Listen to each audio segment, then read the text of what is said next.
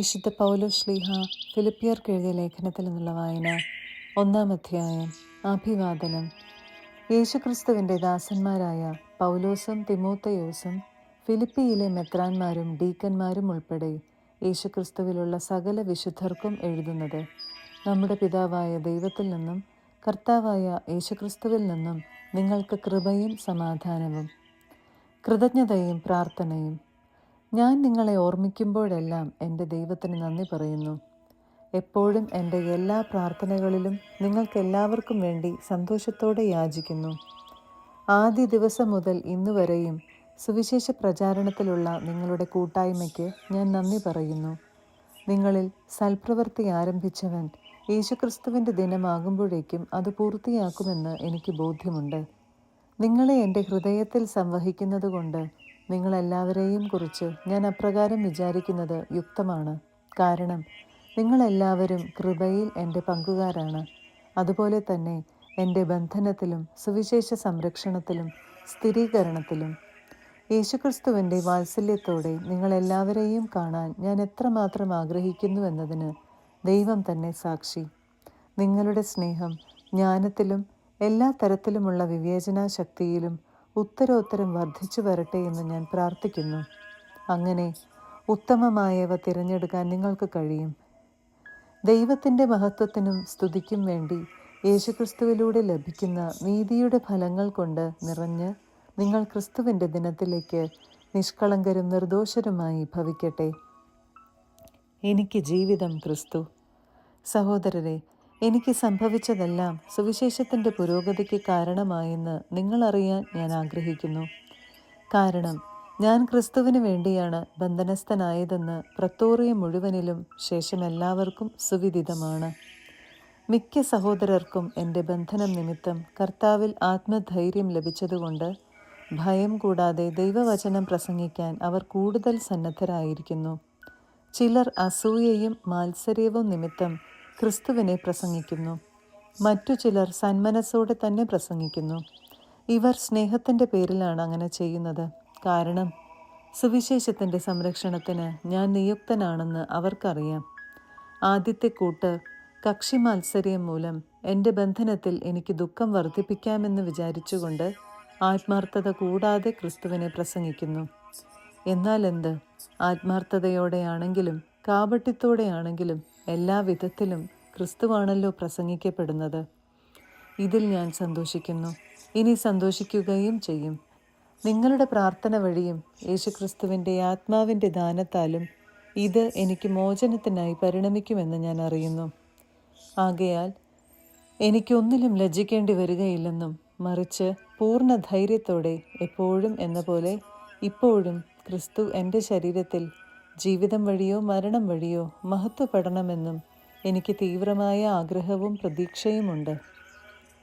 എനിക്ക് ജീവിതം ക്രിസ്തുവും മരണം നേട്ടവുമാണ്. ശാരീരികമായി ഇനിയും ഞാൻ ജീവിക്കുകയാണെങ്കിൽ ഫലപ്രദമായി ജോലി ചെയ്യാൻ സാധിക്കും. എങ്കിലും ഏതാണ് തിരഞ്ഞെടുക്കേണ്ടതെന്ന് എനിക്ക് അറിഞ്ഞുകൂടാ. ഇവ രണ്ടിനുമിടയിൽ ഞാൻ ഞെരുങ്ങുന്നു. എങ്കിലും എൻ്റെ ആഗ്രഹം മരിച്ച് ക്രിസ്തുവിനോടുകൂടെ ആയിരിക്കാനാണ്. കാരണം അതാണ് കൂടുതൽ ശ്രേഷ്ഠം. പക്ഷേ ഞാൻ ശരീരത്തിൽ തുടരുക നിങ്ങളെ സംബന്ധിച്ചിടത്തോളം കൂടുതൽ ആവശ്യമാണ്. നിങ്ങളുടെ അഭിവൃദ്ധിക്കും വിശ്വാസത്തിലുള്ള സന്തോഷത്തിനുമായി ഞാൻ തുടർന്ന് ജീവിക്കുമെന്നും നിങ്ങളെല്ലാവരുടെയും കൂടെ ആയിരിക്കുമെന്നും എനിക്കറിയാം. നിങ്ങളുടെ അടുത്തേക്കുള്ള എൻ്റെ തിരിച്ചുവരവ് യേശുക്രിസ്തുവിൽ ഞാൻ മൂലമുള്ള നിങ്ങളുടെ അഭിമാനത്തെ വർദ്ധിപ്പിക്കും. വിശ്വാസത്തെ പ്രതി പോരാട്ടം.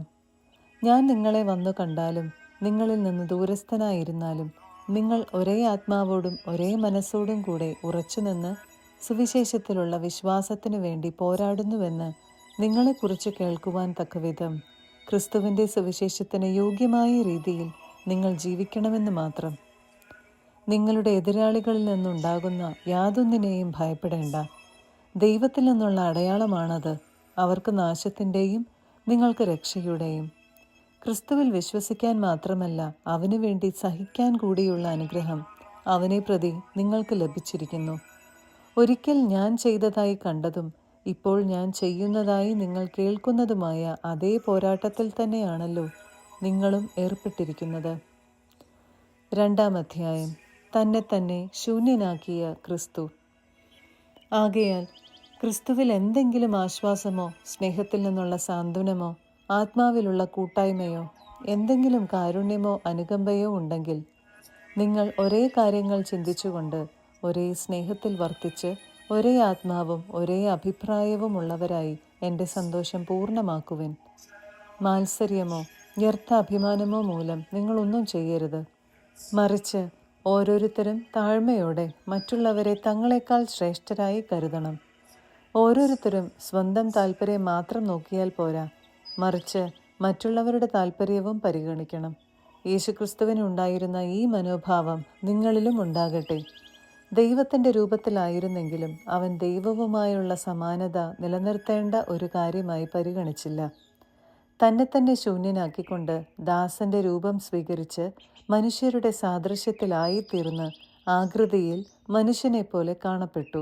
മരണം വരെ, അതെ കുരിശു മരണം വരെ അനുസരണമുള്ളവനായി തന്നെ തന്നെ താഴ്ത്തി. ആകയാൽ ദൈവം അവനെ അത്യധികം ഉയർത്തി, എല്ലാ നാമങ്ങൾക്കും ഉപരിയായ നാമം നൽകുകയും ചെയ്തു.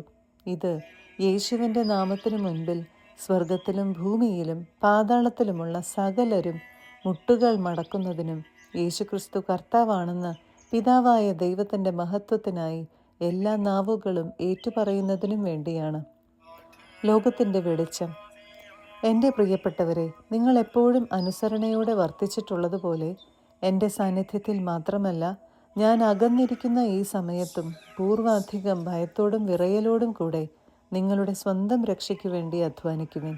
എന്തെന്നാൽ തൻ്റെ അഭീഷ്ടമനുസരിച്ച് ഇച്ഛിക്കാനും പ്രവർത്തിക്കാനും നിങ്ങളെ ഉത്തേജിപ്പിക്കുന്നത് ദൈവമാണ്.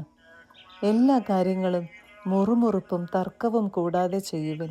അങ്ങനെ നിങ്ങൾ നിർദോഷരും നിഷ്കളങ്കരുമായി തീർന്ന് വഴിപിഴച്ചതും വക്രതയുള്ളതുമായ തലമുറയുടെ ഇടയിൽ കുറ്റമറ്റ ദൈവമക്കളാവട്ടെ. അവരുടെ മധ്യേ ലോകത്തിൽ നിങ്ങൾ വെളിച്ചമായി പ്രകാശിക്കുകയും ചെയ്യട്ടെ. നിങ്ങൾ ജീവന്റെ വചനത്തെ മുറുകെ പിടിക്കുവിൻ. അപ്പോൾ ഞാൻ ഓടിയതും അധ്വാനിച്ചതും വ്യർത്ഥമായില്ലെന്ന് ക്രിസ്തുവിൻ്റെ ദിനത്തിൽ എനിക്ക് അഭിമാനിക്കാം. നിങ്ങളുടെ ബലിയുടെയും വിശ്വാസത്തിൽ നിന്നുള്ള ശുശ്രൂഷയുടെയും മേൽ ഒരു നൈവേദ്യമായി എൻ്റെ ജീവൻ ചൊരിയേണ്ടി വന്നാൽ തന്നെയും ഞാൻ അതിൽ സന്തോഷിക്കുകയും നിങ്ങളെല്ലാവരോടും കൂടെ ആനന്ദിക്കുകയും ചെയ്യും. ഇപ്രകാരം തന്നെ നിങ്ങളും എന്നോടുകൂടെ സന്തോഷിക്കുകയും എൻ്റെ ആനന്ദത്തിൽ പങ്കുകൊള്ളുകയും ചെയ്യുവിൻ. തിമോത്തേയോസ്. നിങ്ങളുടെ വിവരങ്ങൾ അറിഞ്ഞ് എനിക്ക് സന്തോഷിക്കാൻ വേണ്ടി തിമോത്തേയോസിനെ ഉടനെ നിങ്ങളുടെ അടുത്തേക്ക് അയക്കാമെന്ന് കർത്താവായ യേശുവിൽ ഞാൻ പ്രത്യാശിക്കുന്നു. അവനെപ്പോലെ നിങ്ങളുടെ കാര്യത്തിൽ ആത്മാർത്ഥമായി താല്പര്യമുള്ള വേറൊരാൾ എനിക്കില്ല. എല്ലാവരും അന്വേഷിക്കുന്നത് സ്വന്തം കാര്യമാണ്, യേശുക്രിസ്തുവിൻ്റെ കാര്യമല്ല. എന്നാൽ തിമോത്തേയോസിൻ്റെ സ്വഭാവ ഗുണം നിങ്ങൾക്കറിയാമല്ലോ. പുത്രൻ പിതാവിനോടൊത്ത് എന്നതുപോലെ അവൻ എന്നോടൊത്ത് സുവിശേഷത്തിന് ശുശ്രൂഷ ചെയ്തു.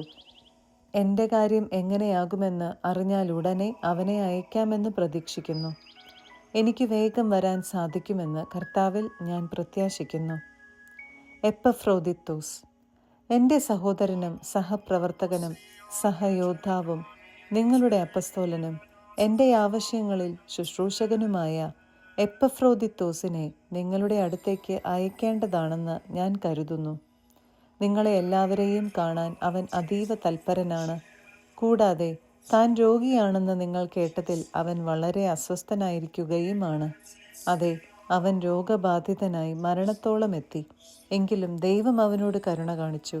അവനോട് മാത്രമല്ല, എന്നോടും, എനിക്ക് ദുഃഖത്തിന്മേൽ ദുഃഖമുണ്ടാകാതിരിക്കാൻ വേണ്ടി. അവനെ നിങ്ങൾ വീണ്ടും കണ്ട് സന്തോഷിക്കാനും അങ്ങനെ എൻ്റെ ദുഃഖം കുറയാനും വേണ്ടി അവനെ അയക്കാൻ ഞാൻ അതീവ തൽപരനാണ്. അതുകൊണ്ട് പൂർണ്ണ സന്തോഷത്തോടെ നിങ്ങൾ കർത്താവിൽ അവനെ സ്വീകരിക്കുവിൻ. അവനെപ്പോലെയുള്ളവരെ നിങ്ങൾ ബഹുമാനിക്കണം. കാരണം ക്രിസ്തുവിന് വേണ്ടിയുള്ള ശുശ്രൂഷയിൽ അവൻ മരണത്തിൻ്റെ വക്കുവരെ എത്തി. എനിക്ക് വേണ്ടിയുള്ള നിങ്ങളുടെ ശുശ്രൂഷയുടെ കുറവ് പരിഹരിക്കാൻ സ്വന്തം ജീവൻ തന്നെ അവൻ അപകടത്തിലാക്കി. 3-ാം അധ്യായം. യഥാർത്ഥ നീതി. എൻ്റെ സഹോദരരെ, നിങ്ങൾ കർത്താവിൽ സന്തോഷിക്കുവിൻ.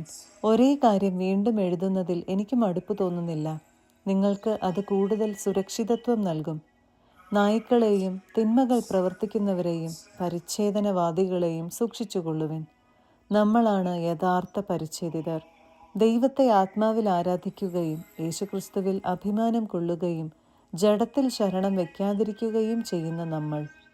എന്നാൽ എനിക്ക് ശരീരത്തിലും പ്രത്യാശ വയ്ക്കാൻ കഴിയും.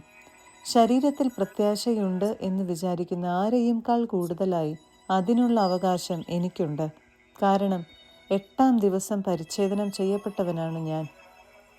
Israel വംശത്തിലും Benjamin ഗോത്രത്തിലും പിറന്നവൻ.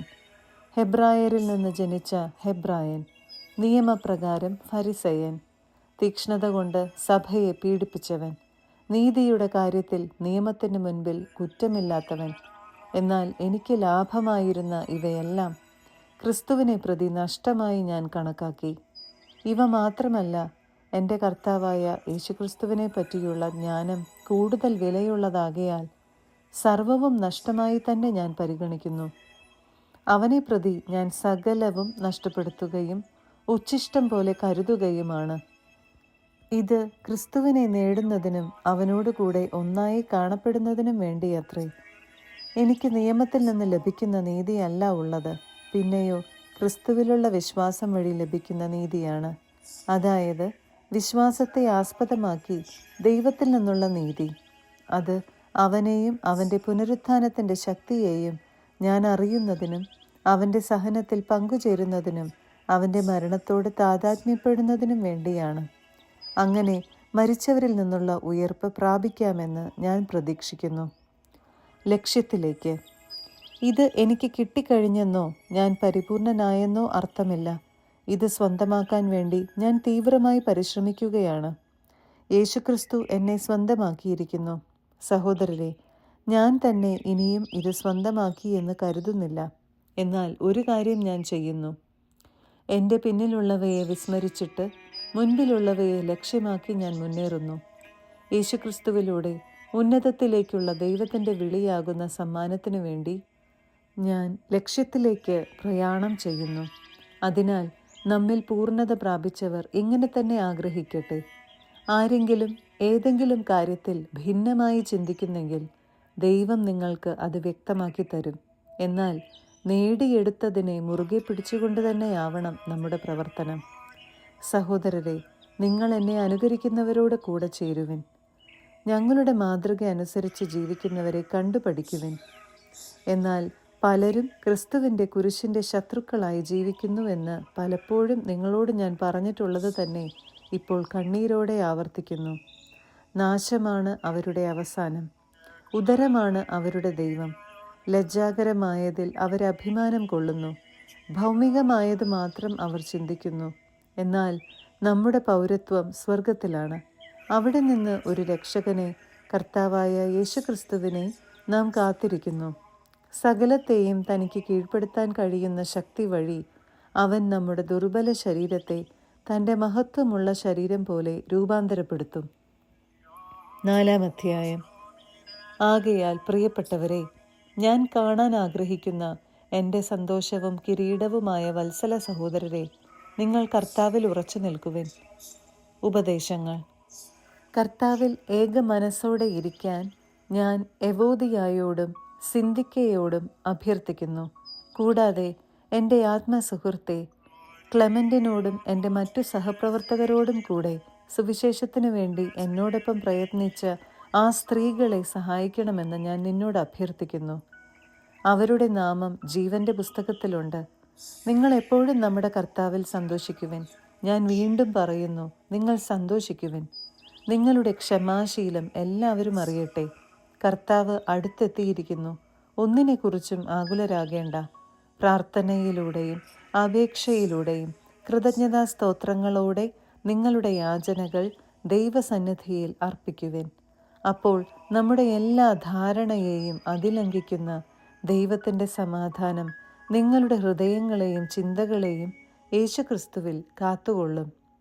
അവസാനമായി സഹോദരരെ, സത്യവും വന്യവും നീതിയുക്തവും പരിശുദ്ധവും സ്നേഹാർഹവും സ്തുത്യർഹവും ഉത്തമവും പ്രശംസായോഗ്യവുമായ എല്ലാ കാര്യങ്ങളെയും കുറിച്ച് ചിന്തിക്കുവിൻ. എന്നിൽ നിന്ന് പഠിച്ചതും സ്വീകരിച്ചതും കേട്ടതും എന്നിൽ കണ്ടതും നിങ്ങൾ ചെയ്യുവിൻ. അപ്പോൾ സമാധാനത്തിൻ്റെ ദൈവം നിങ്ങളുടെ കൂടെ ഉണ്ടായിരിക്കും. സഹായത്തിന് നന്ദി. നിങ്ങളിപ്പോൾ വീണ്ടും എന്നോട് താല്പര്യം കാണിക്കുന്നതിനാൽ ഞാൻ കർത്താവിൽ വളരെ സന്തോഷിക്കുന്നു. ഈ താല്പര്യം നിങ്ങൾക്ക് പണ്ടും ഉണ്ടായിരുന്നതാണ്, എന്നാൽ അത് പ്രകടിപ്പിക്കാൻ അവസരമില്ലായിരുന്നല്ലോ. എനിക്ക് എന്തെങ്കിലും കുറവുള്ളതുകൊണ്ടല്ല ഞാനിത് പറയുന്നത്. കാരണം ഏതു സാഹചര്യത്തിലും സംതൃപ്തിയോടെ കഴിയാൻ ഞാൻ പഠിച്ചിട്ടുണ്ട്. താഴ്ന്ന നിലയിൽ ജീവിക്കാൻ എനിക്കറിയാം. സമൃദ്ധിയിൽ ജീവിക്കാനും ഏത് സാഹചര്യത്തിലും കഴിയാനും എനിക്ക് പരിശീലനം ലഭിച്ചിട്ടുണ്ട്. അതെ, സുഭിക്ഷത്തിലും ദുർഭിക്ഷത്തിലും സമൃദ്ധിയിലും ദാരിദ്ര്യത്തിലുമെല്ലാം എന്നെ ശക്തനാക്കുന്നവനിലൂടെ എല്ലാം ചെയ്യാൻ എനിക്ക് സാധിക്കും. എങ്കിലും എൻ്റെ ഞെരുക്കങ്ങളിൽ സൗമനസ്യത്തോടെ നിങ്ങൾ പങ്കുചേർന്നു. ഫിലിപ്പിയരെ, സുവിശേഷ പ്രചാരണത്തിൻ്റെ ആരംഭത്തിൽ ഞാൻ മക്കദോനിയ വിട്ടപ്പോൾ നിങ്ങളൊഴികെ മറ്റൊരു സഭയും എന്നോട് കൊടുക്കൽ വാങ്ങലിൽ പങ്കുചേർന്നില്ലെന്ന് നിങ്ങൾക്ക് തന്നെ അറിയാമല്ലോ. ഞാൻ തെസലോനിക്കായിലായിരുന്നപ്പോൾ പോലും എൻ്റെ ആവശ്യത്തിന് 1-2 പ്രാവശ്യം നിങ്ങൾ സഹായം അയച്ചു തന്നു. ഞാൻ ദാനം ആഗ്രഹിക്കുന്നുവെന്ന് വിചാരിക്കരുത്. പിന്നെയോ നിങ്ങൾക്ക് പ്രതിഫലം വർദ്ധിക്കണമെന്നാണ് എൻ്റെ ആഗ്രഹം. എനിക്ക് ആവശ്യത്തിനും അതിലധികവും ലഭിച്ചു. എനിക്കെല്ലാം തികഞ്ഞിരിക്കുന്നു. കാരണം എപ്പഫ്രോദിത്തോസിൻ്റെ അടുത്തുനിന്ന് നിങ്ങളുടെ ദാനം ദൈവത്തിന് പ്രസാദിച്ചതും സുരഭിലവും സ്വീകാര്യവുമായ ബലി ഞാൻ സ്വീകരിച്ചു. എൻ്റെ ദൈവം തൻ്റെ മഹത്വത്തിൻ്റെ സമ്പന്നതയിൽ നിന്ന് യേശുക്രിസ്തു വഴി നിങ്ങൾക്ക് ആവശ്യമുള്ളതെല്ലാം നൽകും. നമ്മുടെ പിതാവായ ദൈവത്തിന് എന്നും എന്നേക്കും മഹത്വം ഉണ്ടായിരിക്കട്ടെ. ആമേൻ. നിങ്ങൾ യേശുക്രിസ്തുവിൽ സകല വിശുദ്ധരെയും അഭിവാദനം ചെയ്യുവിൻ. എൻ്റെ കൂടെയുള്ള സഹോദരർ നിങ്ങളെ അഭിവാദനം ചെയ്യുന്നു. എല്ലാ വിശുദ്ധരും, പ്രത്യേകിച്ച് സീസറിൻ്റെ ഭവനത്തിൽപ്പെട്ടവർ നിങ്ങളെ അഭിവാദനം ചെയ്യുന്നു. നമ്മുടെ കർത്താവായ യേശുക്രിസ്തുവിൻ്റെ കൃപ നിങ്ങളുടെ ആത്മാവോടുകൂടെ ഉണ്ടായിരിക്കട്ടെ.